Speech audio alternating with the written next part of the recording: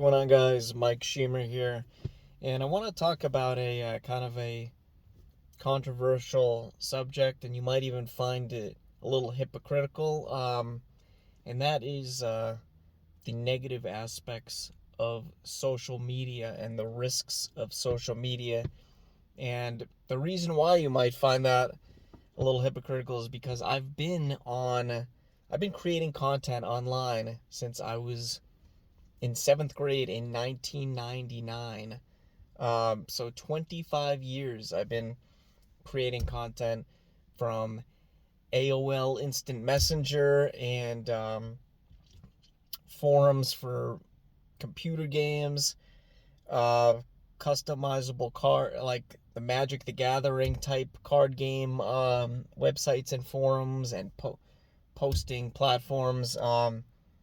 I've been doing it for a long time. I've been on every single platform, every single social media um, app and platform over the years. I've seen, AIM was kind of a precursor almost. It was like a training module for social media.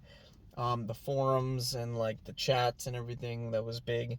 MySpace, Friendster, Google Plus. Everything over the years. Tumblr used to be big. There was LiveJournal. I could go on forever. There's countless. Ello is another one that kind of give you an idea. I used to work with a guy. He came up with one for a year or two called Loudbus. It was just like him and a few other guys trying to compete with Facebook. I mean, it was just what was it? There's another one. Man, it was like you build your own custom social network, and it was built around, like, there was the Art of Manliness was in there. There were some fitness ones. I'm trying to remember, but it had a lot of potential. Some people utilized it successfully, but long term, the website's probably switched over to WordPress or something. I've been in countless different social media type groups, businesses. I've been a social media manager, all that stuff. So I don't need to qualify myself any further. If you don't know me, if you don't believe me, then take a look at the last 25 years of my content and accounts and followings and so forth. But there are so many negatives now of social media, and honestly, I wish, if it weren't for my businesses and now I have families to support and everything like that, I'd probably go dark. I'd go off social media completely or just automate it completely. If I could go back in time, I probably would not have used it much, or not used it past a certain point. It used to be benign. It used to be kind of pretty noble, I think. It had a lot of positive uses. It still does, of course. It's not all doom and gloom, but I mean, it started out as a great way to connect people, share ideas, just like the internet, I guess you could say. There's some good and bad aspects of that as well. Good and bad aspects of YouTube and Google and everything like that. It goes for everything in life. Um, so it was a great opportunity. But a lot of people didn't use it too often for business. I mean, I was there from the beginning, and I was one of the only people who used AIM and MySpace and Facebook, those first years, for business purposes. I promoted my personal training business. I promoted my um, marketing consulting services. I promoted my fitness websites, my blog posts, my pet care side hustle I had for a couple years when I really needed extra cash. But there weren't a lot of people doing that, and I was paying attention, especially in the very early years, up through like 2006, 2007. Very, very few people. There were only a few trailblazers on YouTube at the time, making like fitness content and other content.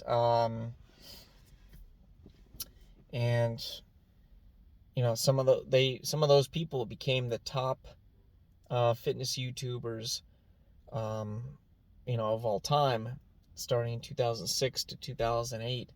And I started doing it in 2008, 2009. I never, as you can see, I never quite became a top YouTuber or a top social media influencer, but I was definitely a nano influencer. So at some points, even a micro influencer, which, that's incredibly difficult. You might not think so because of the name, or, there's all these people you see these days making fortunes, and they have millions or tens of millions of followers, all that stuff. But if you try to go from 0 to 5, 10,000, 100,000, whatever, and see how easy it is to try and do it organically, it's incredibly difficult. But it was kind of a fun social. People would do it to share pictures. They would share events they were holding. Essentially, it was, you would post on social media so you could do things in real life, in person often. At least that was my experience. That was most people's experiences. Yes, there are always people who have been online first. They've been online only. They were in the chat rooms back in the mid to late 90s, like me. They were online gamers, whatever. They were, antisocial, or maybe they're hackers. I don't know, but mostly it was, you would meet up in real life. That was the end game. Whether you were going to an event, you were going to a party, you were having fun. I don't know if I said it, like going on a date or something. You could use it for kind of whatever you wanted to do. And it was fun. There were not a lot, the corporations and the politicians hadn't really accepted it yet. It wasn't being manipulated much or at all. It was, but then in around 2014, look, and I'm serious about this time frame, between 2013 and 2016, things changed dramatically. So Facebook, even before 2013, they really started lowering their organic reach, especially for businesses, especially for those free pages people were starting for their small businesses and their, side hustles. Because they needed the ad revenue. They needed you to spend money to get that reach, to actually reach the people who liked your page and followed your page. And some people didn't have websites. They had, that was it. They had their facebook.com/business name. For me, it was Mike Shemer. I have one for Michael James Shemer too. I have two powerful pages. One's verified and one was semi-verified years ago. But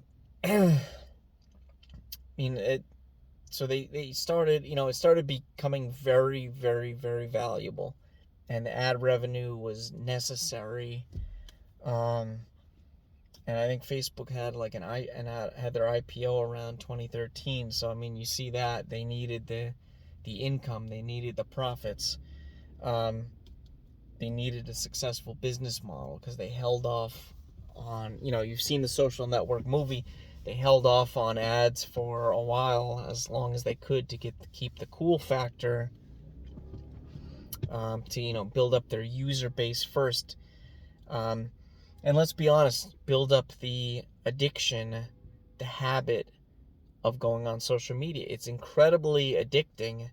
And over the years, these platforms, Facebook, Instagram, Twitter, YouTube, TikTok, Pinterest, they work with top top marketers, top branding people. They worked with people from, I'm not surprised if it was like big tobacco, but from casinos and slots and video game companies and everything, to get the color set up, to get the user experience, to get people, boosting their dopamine levels by logging in, checking their notifications, checking their friend requests, checking their friend suggestions or their connection requests. Even LinkedIn, people get addicted to it. So there's the money, there's the addiction, there's the manipulation aspect of it. I mean, Facebook with the Cambridge Analytica scandal, and Facebook itself, manipulating users, testing out positive and negative content to see how they would react to it and see if it would make, it would affect their user experience, if it would make them depressed, if it would make them, more active. The Facebook news and all, even now the X news feeds are just, they're crazy. And now, Elon Musk owns X, and there's right-wing versus left-wing content and biases, just like everything else. Inflammatory content, divisive content usually gets, it works the algorithm, so it gets more impressions, it gets more, it gets more engagement. Engagement is key, especially with lower organic reach. So people are doing clickbait. They're baiting people with, controversial stuff. There's people abusing their influence on social media. There's spam. There's scams. And there's disinformation. Look, China owns TikTok, so connect the dots. I think TikTok is kind of dumbing down the youth of America and the youth of the world, and oh my God, the amount of jealousy and insecurity and body dysmorphia that social media has created. It was bad enough on Facebook. There was, it used to be like people had their Facebook life, their kind of like fake perfect life on Facebook, and then their real life, which was kind of, in shambles, or it was just, a normal life. But then Instagram and TikTok really took it way too far, took it to the next level. And there's image editing and photo editing and video editing technology that just can really airbrush a person or a whole entire life. People are renting jets to do photo shoots to look more successful. They're renting mansions. They're, buying Rolexes with credit cards, or what I mean. Like, they're presenting things that are not legitimate. They're not real, and people are viewing this content. They think it's real. They think the person's legitimate. They think this is how people should be, how people should act. We got supermodels doing XYZ. You have professionals doing different things. You have bodybuilders that are just on ridiculous amounts of steroids and HGH, and that basically the precursors of those two substances, and they're just enormous. It's making people, especially the youth, but everybody, it's making them dumber. It's making them have less patience, less attention spans. People can't focus on something that's longer than like 3 seconds, 15 seconds.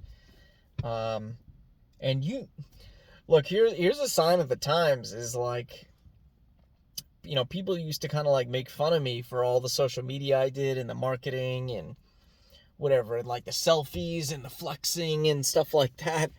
Um, and I did it kind of just, I've done it legitimately, like, hey, look at me, I'm going to Dollar Tree, or here, look at me in my Hyundai, being frugal, or like working out at home in my basement, really just down to earth, cheap stuff, like not trying to make myself look fake rich or fake successful, or make it look like I'm a top bodybuilder in the world, because I'm not. Um, and I'm like a voice of reason now. I'm like a conservative social media person now. I try not to be divisive, or basically straight up lie to people, for likes and follows and retweets. It's just gone out of control these days. Anyways, I gotta go, because see, I have an actual life and actual things I need to do, to be responsible, because I'm not a crazy person. Anyways, I'll talk to you soon. More videos soon. Thanks.